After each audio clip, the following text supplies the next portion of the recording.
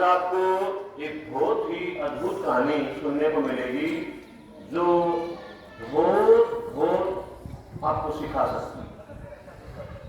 आपके पढ़ाई के जीवन काल की भी शिक्षा देगी, आपको आपके कर्मों की शिक्षा भी देगी, आपको आपके आध्यात्मिक जो बातें हैं उनमें भी बहुत कुछ आपको उसमें सीखने को मिलेगा।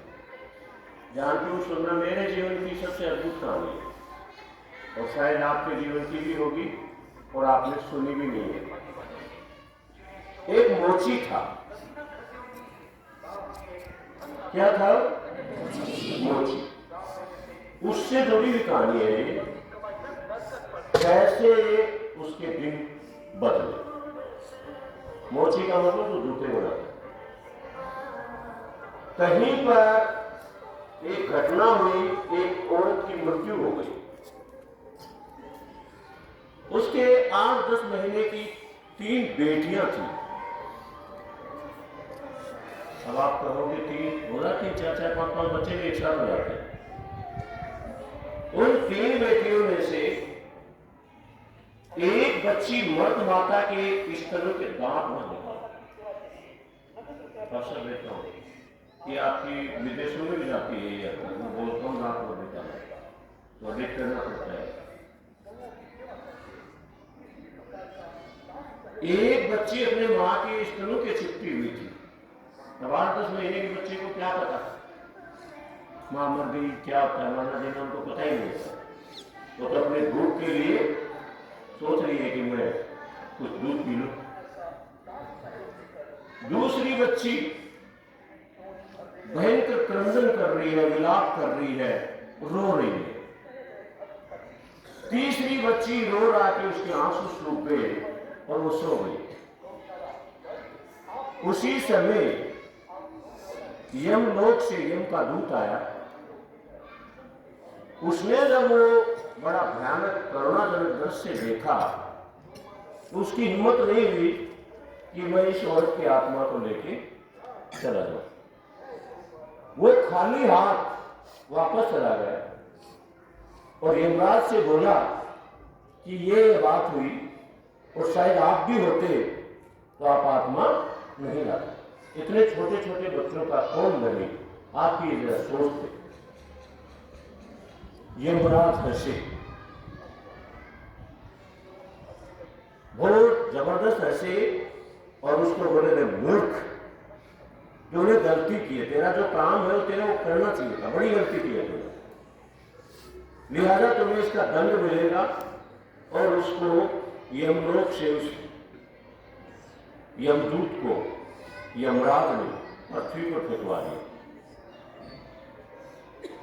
आपको पता है मनुष्य की जब मृत्यु होती है तो उसके जो बदन पर कपड़े वपड़े होते हैं वो उतार करके उसको कफन उड़ा दिया जाता है। तो यमलोक के अंदर कपड़े पहनने की परंपरा नहीं है।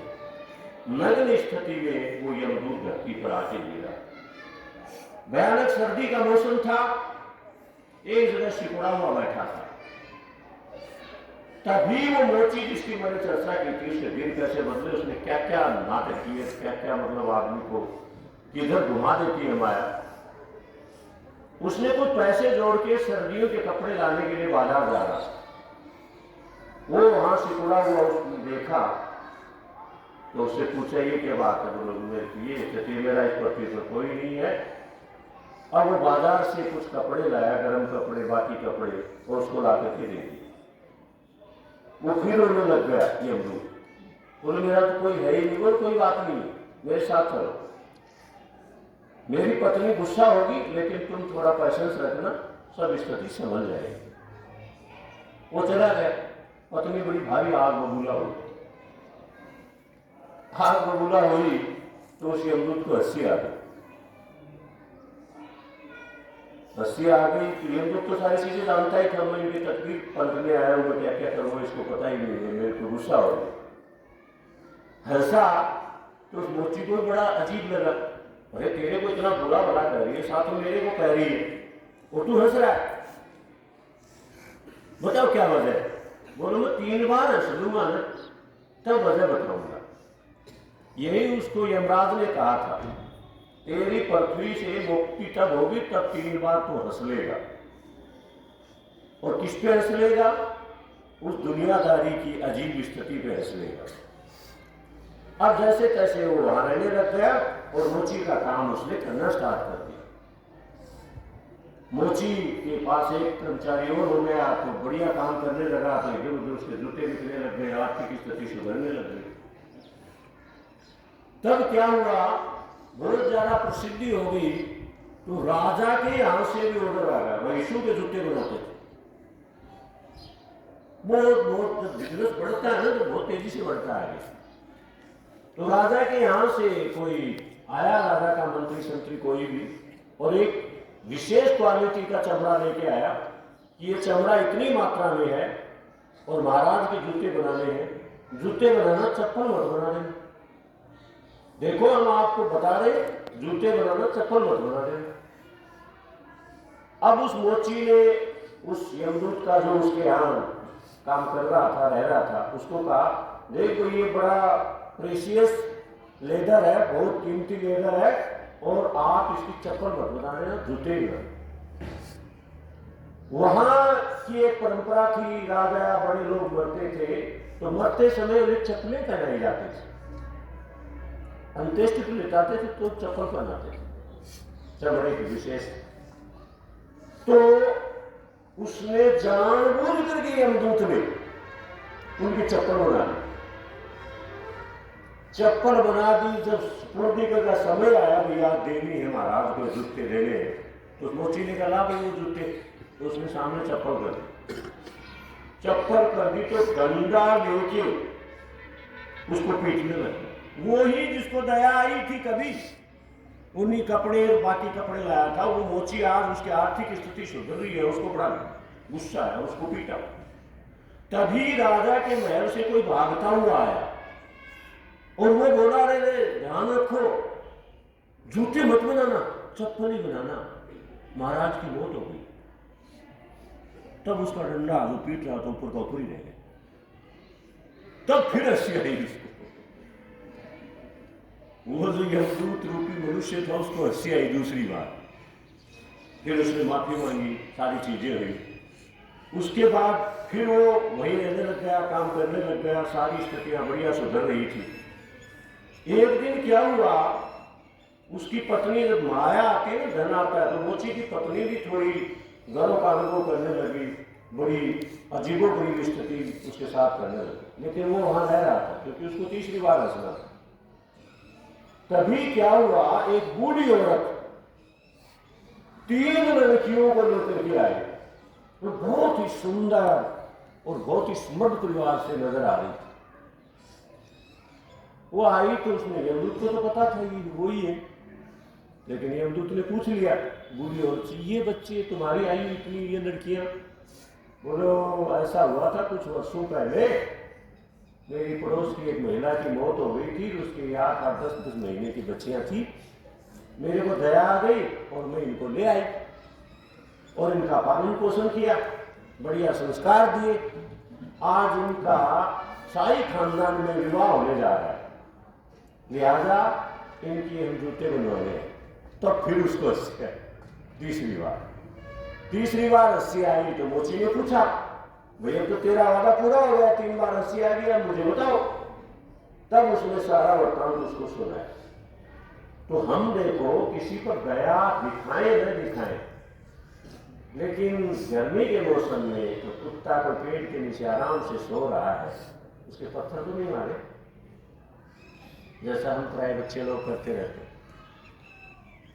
भाई ये कहावत हमारे समाज के अंदर, किसी का भला नहीं कर सको तो बुरा भी मत करो, क्या इस कहावत पे लोग कायम रहते हैं?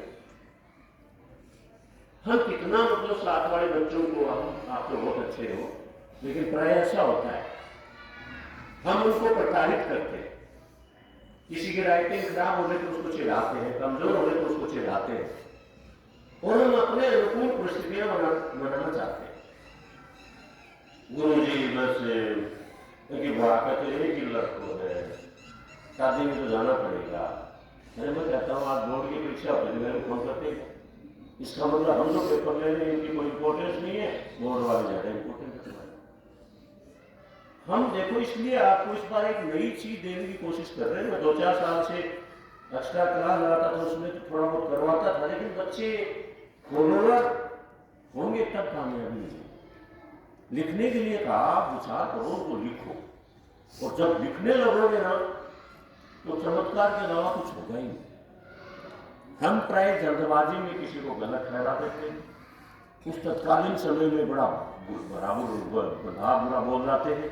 लेकिन आप ये कहानी देखोगे या इसको समझने की कोशिश करोगे तो देखो कितना कमाल होता है कि वो मालिक कभी गलत करता नहीं, और वो व्यवस्था भी किए रखता है। अब बड़े दयावान भगवान को भी कोई लगा दियो तो घर ही बंद हो गयो, बेचारा का बहुत बुरी हुई, ऐसी मतलब फालतू की बातें हमें सुनने को मिल जाती। जो हमारे हाथ में नहीं है उसके लिए हम फालतू में प्रयास क्यों करें, और जो हमारे हाथ में है उसको जल्दी से जल्दी कर डालो अगर वो सही कार्य है। बात समझ रहे हो? आप लोग विशेष तभी बनोगे जब आपका काम बड़ी सहजता के साथ आगे बढ़ेगा। सामान्य लोगों जैसे कार्य करोगे, सामान्य लोगों की तरह बर्ताव करोगे, सामान्य लोगों की तरह पढ़ोगे, सामान्य लोगों की तरह जीवन यापन करोगे तो सामान्य बन जाओगे। मैं कई बार कई आपको को कहता हूँ कि आप ये गरीबी मत लाओ, गरीब आदमी है साहब। मैं ये भी कहता हूँ, आपकी कई पीढ़ियों से शब्द यूज हो रहा है, आपने अपने पिताजी से दादाजी से कईयों से सुना है।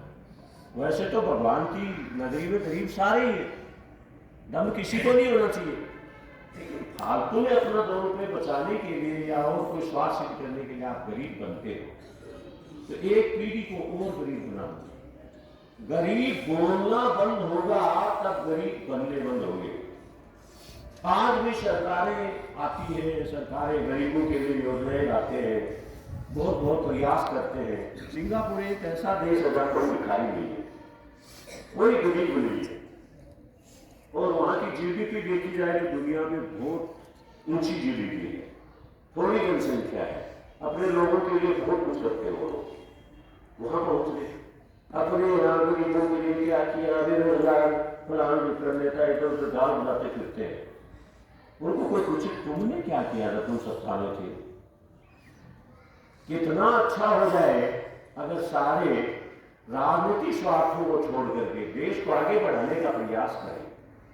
ये विचार करें कि जिन राज्यों में आसाम, बिहार, बंगाल, उड़ीसा बाढ़ से क्षति होती है, बाढ़ रात कार्य चलाने पड़ते हैं, करोड़ों रुपये वहां लगाने पड़ते हैं। इधर राजस्थान में, मध्य प्रदेश में यहाँ सूखा पड़ता है, उड़ीसा के कुछ भागों में सूखा पड़ता है, वहां फिर अकाल रात चलाने पड़ते हैं। ये अगर दूरदर्शी होते तो आज से 50-40 साल पहले वो योजनाएं लाते। वो पैसा जो बाढ़ रात में, सूखा रात में लग रहा है, वो नदियों को जोड़ने में या सूखे प्रदेशों तक पानी पहुंचाने में लगाते तो आप कुछ हो रही होता।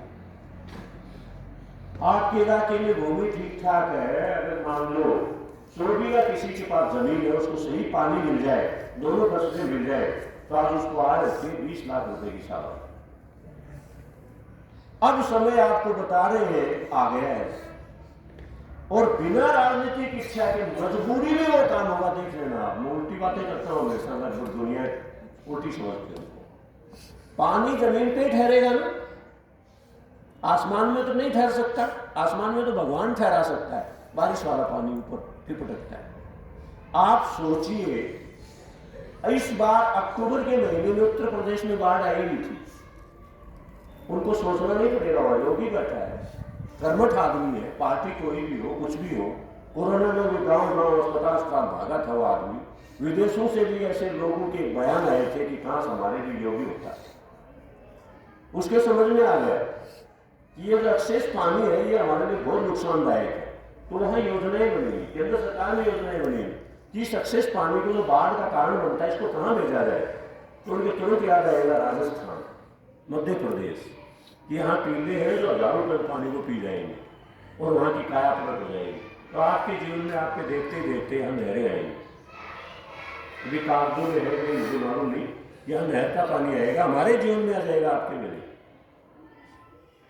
ये जो बेरोजगार है, सबसे बड़ी वजह तो हम खुद है बेरोजगारी। आज लाखों प्रकार के काम हैं जो आराम से करके बड़ा अच्छा पैसा कमाया जा सकता है। सरकारी नौकरियां आज से 700 साल पहले के या 500 साल या 300 साल पहले की बात में नहीं थी। अंग्रेजों से पहले भारत समृद्ध था, घर घर में लघु उद्योग थे। यहाँ की ढाका के मलमल विदेशों में जाया करती थी, आपको याद होना चाहिए, बार बार बता चुका, उसके बराबर में सोना रखा जाता था। मलमल का मतलब कपड़ा।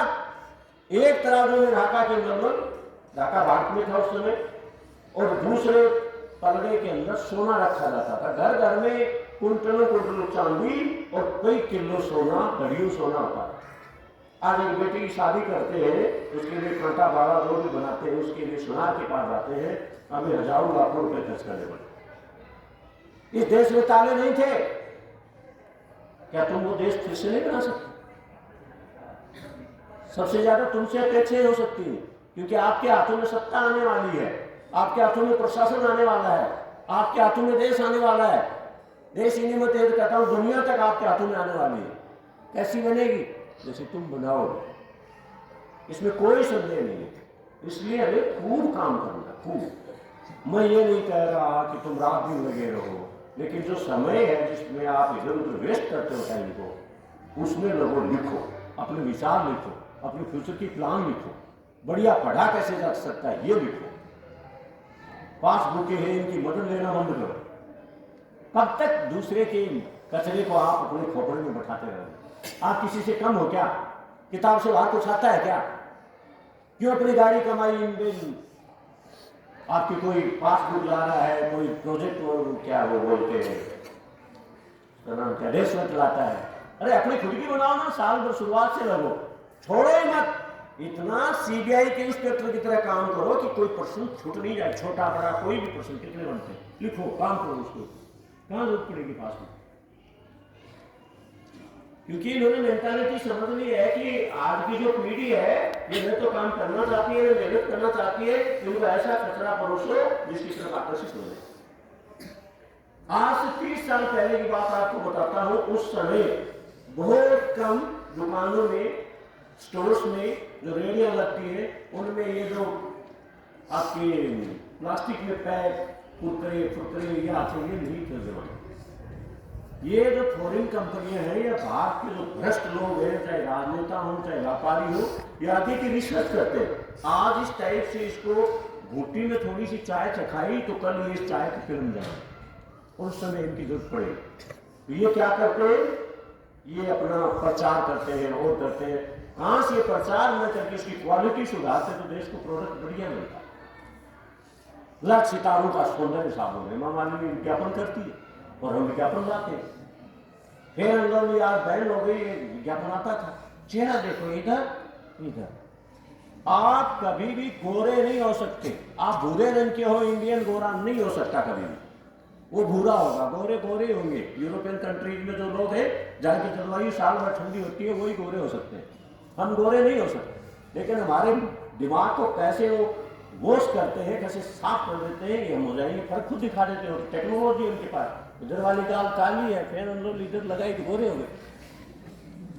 इतना गाड़ी कमाई, घर में नहीं दाने, अम्मा चली गुनाने। हम बढ़िया शिक्षा प्राप्त करने के लिए तत्पर नहीं रहते हैं, नोटबुक पहले लाने की स्थिति में नहीं है, लेकिन खैर हम लोग भी रहेंगे। क्या कर रहे हैं हमें पता होना चाहिए, हमारे हित में क्या है। तुम्हें तो बताया जाता है और कर रहे सारे। ब्यूटी पार्लर का प्रचलन चल रहा है, कम सुंदर हो क्या आप मुझे तो ये बता दो। और एक और बता देता हूँ, बड़े शहरों में जेंट्स पार्लर और आ गए, और आगे आने वाले 5 साल में गांवों में भी आएंगे। जब दुल्हा भी सजने आएगा ब्यूटी पार्लर, वो जो जेंट्स होंगे उनके लिए। भगवान ने जो सौंदर्य जिसको दे दिया उसमें घटती बढ़ती आपकी वजह से हो सकती है, खुद की वजह से। आपने खान पान खराब कर लिया, आप कुरकुरे खा रहे हो, आप कोई खराब चीज खा रहे हो, चाय कॉफी कोल्ड ड्रिंक पी रहे हो, तो आप खराब कर लोगे। फिर ब्यूटी पार्लर में ले जाओ, चाहे कोई काम का नहीं हो फेस। तो एक बार थोड़े से समय के लिए डेकोरेट कर देते बढ़िया, और फिर साफ छुटकारा डालती, 100 रुपये पड़ोसन की 100 रुपये तो 3 दिन बाद में देखते ये अपना ये मुकेश की वाइफ है, अरे ये तो बहुत शुरू लाख क्यों क्यों करें हम इतना? और पैसा बड़ा भारी कर सकता है। उस पैसे को बचा करके आप छोटी उम्र में आदित्य बिजनेस शुरू कर सकते हो। बिजनेस जीरो से भी शुरू कर सकते हो, 1 रुपया भी नहीं तो भी कर सकते हो। आपके विचार होने चाहिए में क्या कर सकते हो। पराए घरों में कागज जलाते रहते, इकट्ठे करो, उनको बेचो और धीरे धीरे आपको आगे और सुविधा मिलने लग जाएगी। आजकल अमेजोन खरीदती है, आप लकड़ी भी बेचना चाह रहे हो ना, यहाँ खरीद रहे हो, उनसे डबल रेट में अमेजोन ले जाएगी। तो शुरुआत करो। घिया का बीज बोने के लिए कहा था, उससे आप 10 साल बाद अरबपति बन सकते हो एक बीज से, लेकिन उस समय ऐसी आई तुमको। घिया के बीज का प्रश्न सुनाया था ना मैंने, घिया का बीज को उसको इस प्रकार से घर से शुरुआत करो, पड़ोसी पड़ोसियों को दो, बिजनेस बढ़ जाए तो साइकिल ले लो, गाँव में उधर उधर बेचो उसको, और बिजनेस बढ़ जाए तो मोटरसाइकिल ले लो, फिर एक पुराना वाहन ले लो, 1-2 कर्मचारी हायर कर लो, फिर बड़ी मात्रा में बोने लग जाओ। आप एक घिया के बीज से 10 साल के अंदर अरबपति बन सकते हो, एक बीज से, अगर आपके पास कोई रीति नीति कोई प्लानिंग है तो। और अगर नहीं है कोई भी प्लानिंग तो आप अरबपति से 0 पे भी आ सकते हो। दुर्व्यसनों में लग गए, बीर बार में पहुंचने लग गए तो नहीं। कभी भी बिना सोचे समझे काम मत करो, सोचे समझे का दूर मत करो, लिखने दो। आप अपना मूल्यांकन स्वयं करो और उस दिन देखना कमाल हो जाए। कमाल के लाभ कुछ हो गए, क्योंकि हम तो कहावतों को याद कर रहे हो। कहावत किसने चलाई थी वो समझ आता, 100 रखो 1 लिखो, लेकिन हम मन से लिखने ही नहीं चाहिए। वो हो रहे हैं देख ले, ऐसे काम चल रहे, काम नहीं बताया जाए, खुश हो गए। अरे खुद लिखो, 108 रजिस्टर भरने वाली बच्ची कभी अरबपति होगी आने वाले 10 साल। उसके पास फॉरेन कंपनियां आएंगी और कहेंगे हम आपको 50 करोड़ देंगे सालाना। वो ट्रक भर पैसे देते, तनख्वाह का वहां कोई प्रोस्पेक्टस नहीं है। सुंदर पिछे ही है, वो 2700 करोड़ लेता सालाना, और उसकी शक्ल देखो तो उसको कोई मजदूरियां नहीं मिले, लेकिन प्लानिंग है उनके पास, काम किया उन्होंने अपने। समझ रहे हो ना? कि ये 2 दिन की उसको शादी में जाना है, जो में पीछे रहेंगे, रोज शादी देखेंगे, कुछ नहीं है, कोई लेन देन नहीं है। जितना इन चीजों से हटोगे और अपने हिसाब से चलोगे उतने कमाल हो पाएंगे। सोचोगे पता चल जाएगा, ऐसी आएगी वो 3 अस्सी कितना तुमको भी ऐसी आएगी, नहीं जाते तो कितना बढ़िया। समझ रहे हो? तो हम आसपास के खराब माहौल से मोटिवेट होते हैं, प्रेरित होते हैं, हम भी वैसा ही करते जाते हैं जैसे दुनिया करती है, और हम वैसे ही बनते रह जाते हैं जैसे दुनिया बनती है। विपरीत परिस्थितियों को अपनी शक्ति बनाओ। आप सुविधाजनक होकर के अपने आप को बर्बाद करने की कोशिश मत करो। समझ रहे हैं? तो बड़ा ध्यानपूर्वक आप लोगों को ये नई योजना है, इस पे जो काम करेगा वो आपको साफ दिखेगा, देर नहीं लगाएगा, वो बच्चा तुरंत प्रोग्रेसिव हो जाएगा। समझ पा रहे हो? तो बढ़िया तरीके से आपको बिना पैसे खर्च किए बिजनेस बताया जा रहा है। पेन रोज खरीद रहे हो तो स्याही मंगवा लो, स्याही के 2 हाथ मंगवा लो, एक 10 रुपए का पेन आता है पिन वाला, खूब लिखो। राइटिंग पहले वाले लोगों की बड़ी ऐसी होती थी, पेन से लिखते थे, सावधानी से लिखते थे। समझ गए ना? तो अगर बिना पैसे की कोशिश करते हो तो वो ज्यादा कारगर साबित होगी। भले ही आपके पास कितने पैसे हैं, घर वाले कहते हैं क्या सही से दिख रही है, 20 रुपये पेन ले आओ तो वहाँ ध्यान रखो, ज्यादा पैसा कितना भी हो बर्बाद करने के लिए नहीं होना चाहिए, वो सही दिशा में लगना होना चाहिए। झूठ मत बोलो। आप अपने स्वार्थ के लिए छोटी छोटी बातों के लिए झूठ बोल जाते हैं। हमें भी कमेंट्स लिखवाते हैं, उसमें पिक्चर लिख देते हो, ये वजह हुई, मैं बीमार थी, मैं पढ़ नहीं पाई। अब कुछ बच्चे लिखने लगे सच्ची बात, ये वजह है, इसके लिए मैं खुद जिम्मेदार हूँ, मैंने इस टाइप से इसका मेरा ये नतीजा निकला। समझ पा रहे हो? ये बातें जो खुल करके बड़ी अच्छी प्रकार से आपको बिना किसी डर भय की बताई जाती है।